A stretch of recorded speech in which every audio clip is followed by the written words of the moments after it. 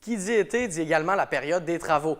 Ça m'amène à vous parler d'une annonce de la députée libérale Caroline Simard qui nous a appris dernièrement que d'importants travaux seront entrepris cet été dans 12 écoles de la circonscription de Charlevoix-Côte-de-Beaupré, ce qui nécessitera des investissements gouvernementaux de l'ordre de 4,1 millions de dollars. À l'île d'Orléans, c'est l'école de Saint-Laurent qui bénéficiera d'un investissement de 147 000 dollars pour remplacer les revêtements de plancher.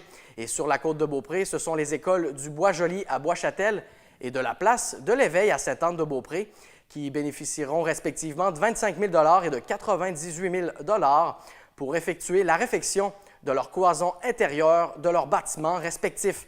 Bref, il s'agit d'une excellente nouvelle pour ces 3 écoles primaires de la région.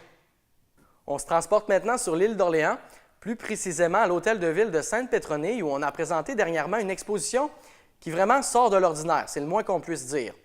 Je parle ici de l'exposition Les Merveilles. Cette exposition de sculptures sur bois, sur pierre et sur métal est le fruit du travail de Bernard Gagné que j'ai eu la chance de rencontrer dernièrement.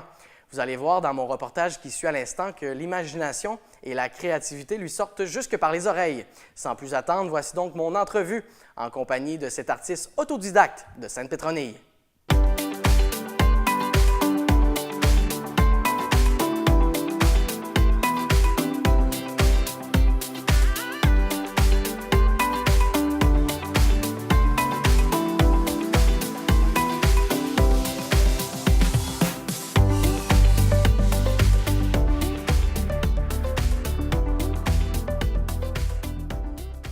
Ce que j'ai présenté, c'était des bois de mer sculptés, retravaillés, mais lorsque je les trouve, il faut absolument que je sache qu'est-ce que ça va devenir, parce que sinon, je ne serais pas capable de le sculpter.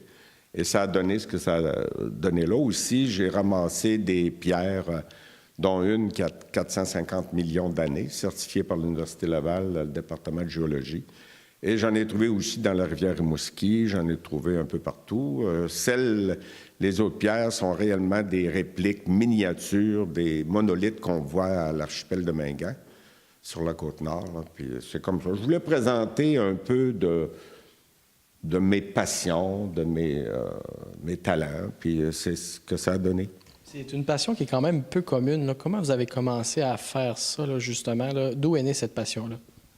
Bien, en réalité, moi, la sculpture m'est arrivée comme ça, là, comme un cheveu à la soupe, mais j'ai travaillé toute ma vie, 35 ans, fleuriste designer.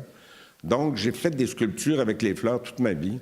J'ai travaillé aussi en horticulture, j'ai fait créer des jardins. Et la sculpture m'est arrivée parce que j'ai été opéré pour une hernie, puis il fallait que je fasse rien sans forcer, sans rien lever.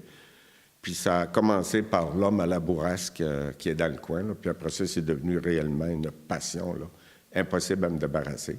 Et là, c'était une première ici. Là. Êtes-vous satisfait justement de la participation des gens puis comment que ça s'est déroulé là, dans l'ensemble?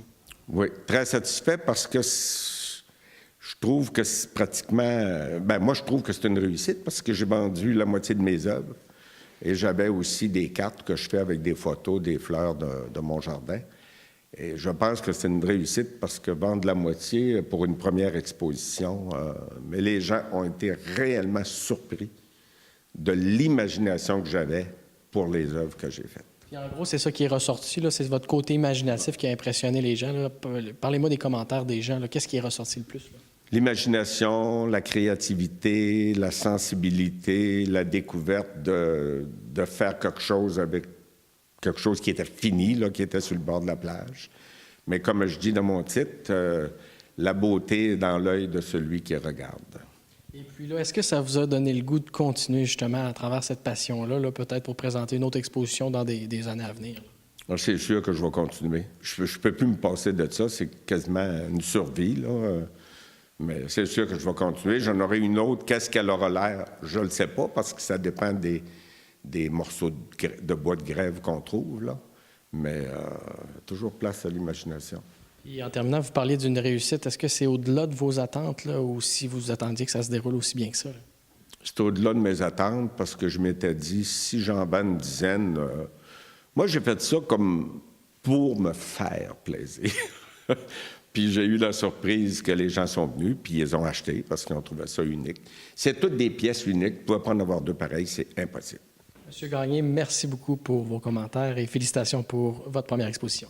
Bien, merci beaucoup. Ça me fait plaisir de vous recevoir, puis vous montrer ça, puis montrer ça aussi aux gens qui n'ont pas pu se déplacer ou qui ne l'ont pas su. Donc, ils pourront, par le truchement de la télévision, bien, regarder les merveilles.